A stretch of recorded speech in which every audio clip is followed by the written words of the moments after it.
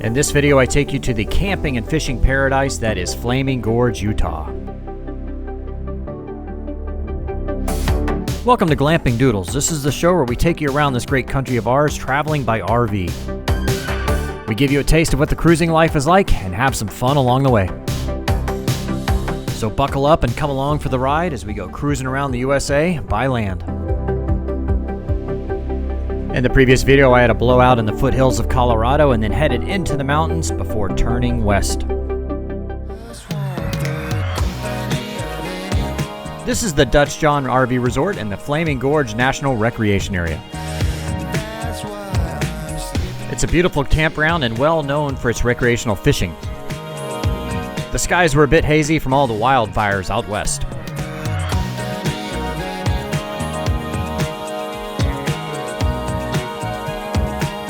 So the name of this area is the Flaming Gorge, and it's named after the Flaming Gorge Reservoir, which is absolutely beautiful.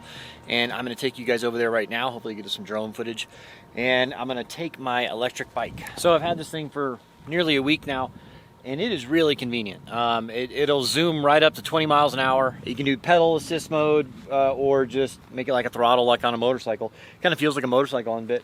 The big tires gets over the gravel and the off terrain, and I'm really enjoying it. It's really made it easier having this because I can get around and go see sights when normally, have to get a taxi, which is not around, or walk.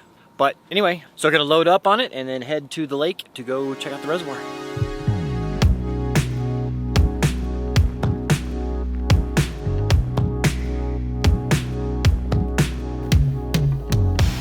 The downside of having a motor coach instead of a trailer is that I have no car for getting around.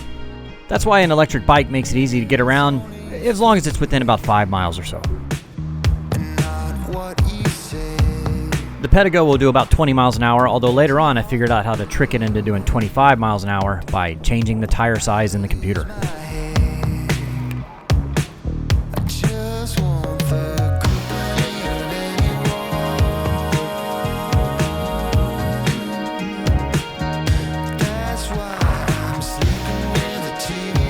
Absolutely beautiful spot up here. This lake is Reservoir is just gorgeous. You can tell the water's down quite a bit. This lake, you can see the high water line is the lake's a lot lower than that, that's for sure.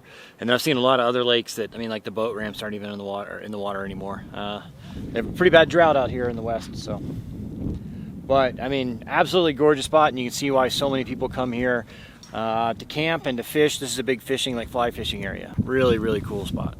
And I'm sure I will give you some voiceover montage with the drone flying around. The Flaming Gorge Reservoir was created in 1964 when the construction of the Flaming Gorge Hydroelectric Dam was completed. The dam took 6 years to build and obviously impacted the ecology of the area greatly, but has resulted in excellent trout fishing.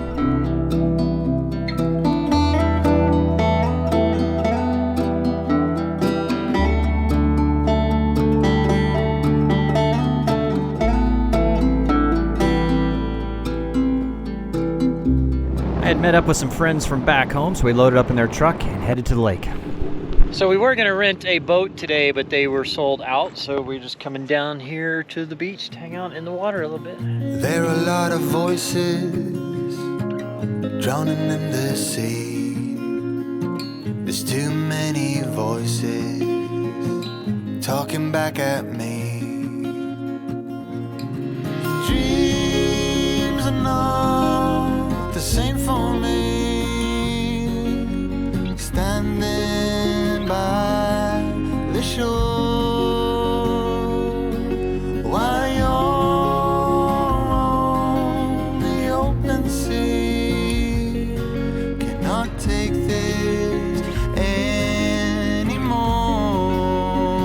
Dutch John RV Resort, not a bad spot. If you're into fly fishing or river rafting, this is the place to go. There's a lot of good fishing out here. And I've seen a lot of river rafting. Didn't do either, but went to the lake a little bit. I'm just doing my walk around already. Got everything put up except for the jacks. But as soon as I start the RV up, I will put the jacks up. But all my doors are closed. I'm going to head back to Colorado today. Probably about 4 hours to Steamboat Springs. I have a reservation there at the Steamboat Springs KOA for 2 nights. Luckily, I was able to get that. They were all booked up until, I don't know, a couple days ago. I just checked and they happened to have one open up. So, but I've got my triathlon, be my first triathlon in over 5 years in Steamboat Springs. I don't know if I'm quite adjusted to the altitude yet, but we'll see how it goes.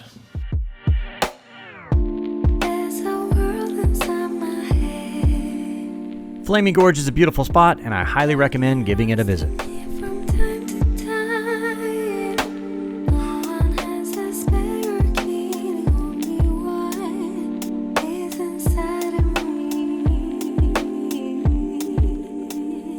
We did this drive yesterday going down to the water, and we go over the Flaming Gorge Dam, and you know, they got a little power plant there. It's pretty cool. It's a nice little drive here.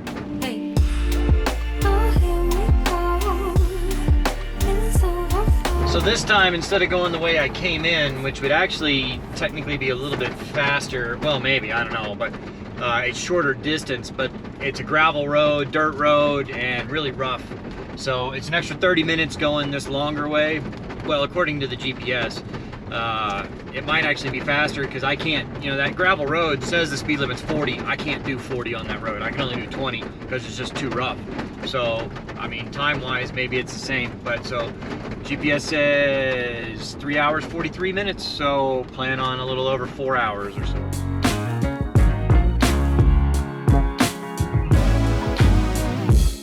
We stayed up till the morning. After driving most of the day, I made it to the Steamboat Springs KOA campground. Just like fate without no warning. It hit me so hard. Oh, I'm so sorry, girl, I didn't mean to. I done messed it up again. Yeah, I'm sorry if I crossed the line. What am I supposed to do right now? All right, early in the morning, getting ready for my triathlon. Let you know how I did. I'm not expecting great things, but we'll see how it goes.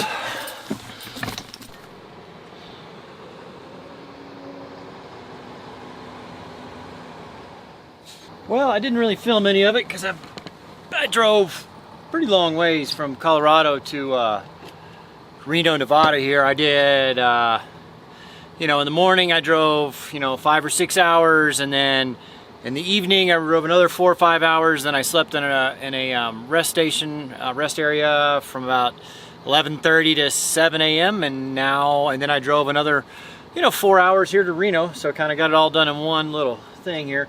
And when I pulled over at the rest stop last night, the electrical power on the inside would not come on. None of the DC power stuff would come on. So I started rooting around, checked the circuit breakers, and went here to the battery bank, and let me show you what happened. I'll show it to you here. So there's zip ties holding up the wiring harness, and that broke, the wires broke, because the battery's not like really mounted in there very well, so it's been sliding around. And I'm sure it eventually just broke the zip ties, and the wiring harness dropped down and was dragging on the ground and just burned through all the wires. So I am going to rewire this real quick, and then I'm going to have to see about mounting that battery a little better. So first thing I'm going to do is disconnect the electrical power and then rerun those wires and see if I can get power back on the inside. It was just a temporary patch as I'd really need to replace these cables later on, but I used the tools I had at the time.